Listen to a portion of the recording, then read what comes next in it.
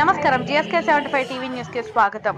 అక్రమ పట్టాను చేసిన తహసీల్దార్ను సస్పెండ్ చేయాలి. వారసత్వ భూమిని ఇతరులకు పట్టా చేసిన తహసీల్దార్పై చర్యలు తీసుకుని నాకు న్యాయం చేయాలంటూ సబ్ కలెక్టర్ కార్యాలయం ముందు ఒక మహిళ నిరసన ధర్నా. తల్లిదండ్రులు మృతి చెందిన అనాథగా జీవిస్తున్న గున్నా పూజ వారసత్వంగా రావాల్సిన వ్యవసాయ భూమిని జుక్కల్ తహసీల్దార్ పట్టాను ఇతరులకు చేసినట్లు పేర్కొన్నారు. కామారెడ్డి జిల్లా జుక్కల్ నియోజకవర్గం కౌలాసలో జుక్కల్ తహసీల్దార్ కార్యాలయంలో తహసీల్దార్తో పాటు రెవెన్యూ అధికారులు అక్రమాలకు పాల్పడ్డారని ధర్నా చేశారు. ఏదైతే ఇప్పుడే సబ్ కలెక్టర్ గారు లేరు, మళ్ళీ ఇక్కడ ఉన్న సార్లకు ఈ రిప్రజెంటేషన్ ఇవ్వడం జరిగింది.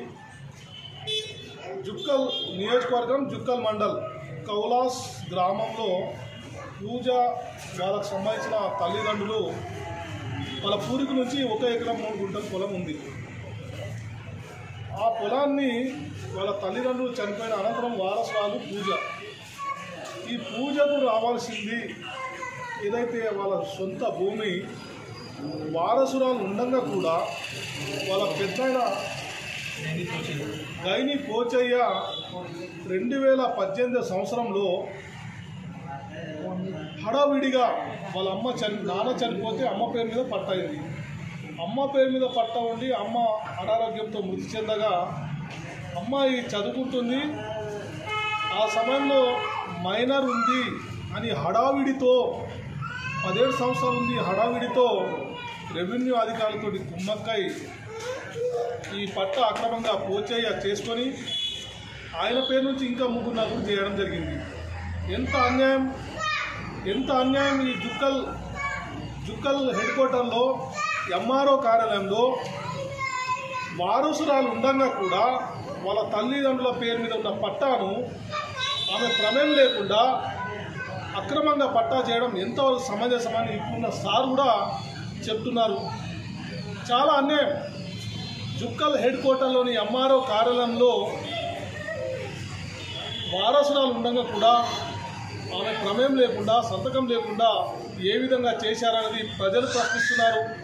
మరి అక్కడ కొత్తగా ఎమ్మెల్యే గారు లక్ష్మీకాంత్ ఎమ్మెల్యే గారు మరి చాలా మంచి పాలన అందిస్తున్నారు, ప్రజల వద్దకు వెళ్తున్నారని మంచి పేరు సోషల్ మీడియా పేపర్ ఛానల్లో చూస్తున్నాం.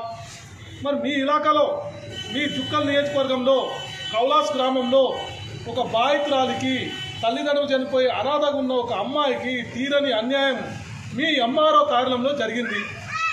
ఎంఆర్ఓ సిబ్బంది ఎంఆర్ఓ గారు ఏ విధంగా చేశారన్నది ప్రజలకు జవాబు చెప్పాల్సిన అవసరం ఉంది.